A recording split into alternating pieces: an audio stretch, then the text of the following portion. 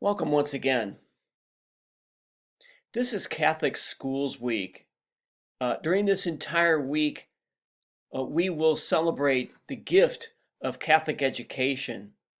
We'll honor our students, our teachers, our staff that do the work of Catholic education.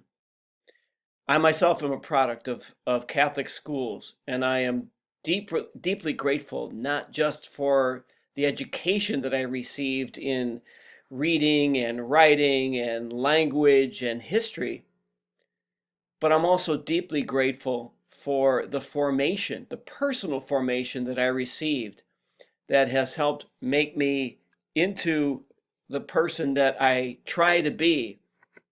They have helped make me a better person. And so today I want to offer this prayer for our students during this Catholic Schools Week.